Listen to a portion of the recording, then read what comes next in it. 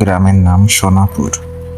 গ্রামের এক কোণে পুরনো এক বাড়ি ছিল, যেখানে প্রায় 20 বছর ধরে কেউ থাকতো না।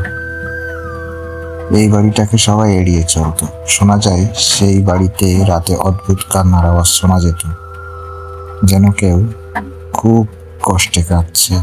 একদিন শহর থেকে রাহুল নামে এক তরুণ গ্রামে আসে। সে ভূত প্রেত কিছুই বিশ্বাস করতো না। গ্রামের লোকেরা যখন তাকে সেই বাড়ির ব্যাপারে সতর্ক করলো, রাহুল সেটা মজা হিসেবে নিল। সে ঠিক করলো আজ রাতে সে সেই বাড়িতে থাকবে। রাত গভীর হতে রাহুল মশারিটা নিয়ে ঘুমাতে যায়। হঠাৎ মাঝরাতে তার ঘুম ভেঙে যায় কিসের একটা শব্দে। সে কান পেতে শোনে মনে হচ্ছে কেউ তোর নাম ধরে ডাকছে। রাহুল বলল নিশ্চয়ই তার কল্পনা, কিন্তু কিছুক্ষণ পর সে অনুভব করলো ঘরের মধ্যে যেন কেউ হাঁটছে। সে ভয়ে উঠে দাঁড়ায়, কিন্তু কাউকে দেখতে পেল না। ঘরের দরজাটা হালকা ফাঁক হয়েছিল। হঠাৎ সে দরজার পাশে একটা ছায়া দেখতে পেল। ছায়াটা ধীরে ধীরে তার দিকে এগিয়ে আসছিল। রাহুল প্রচন্ড ভয় পেয়ে গেল। সে ছুটে দরজা দিয়ে বের হতে গেল, কিন্তু দরজা আটকে গেছে।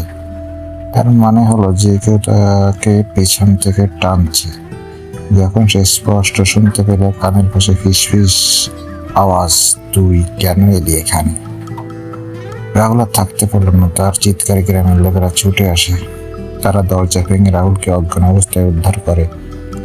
পরদিন সকালে রাহুলকে জিজ্ঞেস করা হলে সে কোনো কিছুই বলতে পারল না। শুধু বলল সেই ছায়াটা এখনো আমাকে অনুসরণ করছে।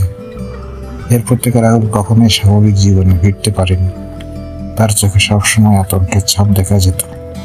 গ্রামের লোকেরা বিশ্বাস করে সেই বাড়িতে এখনো অশরীর ছায়া ঘুরে বেড়ায়, আর কেউ যদি সেখানে ঢোকে তারও একই পরিণতি হয়। ঘটনাটি ভালো লাগলে অবশ্যই আমরা সাবস্ক্রাইব করবেন এবং পেজ থেকে দেখলে ফলো করবেন। ঘটনা পাঠাতে চাইলে অবশ্যই স্ক্রিনে দেওয়া নাম্বারে যোগাযোগ করবেন। ভালো থাকবেন। ধন্যবাদ সবাইকে।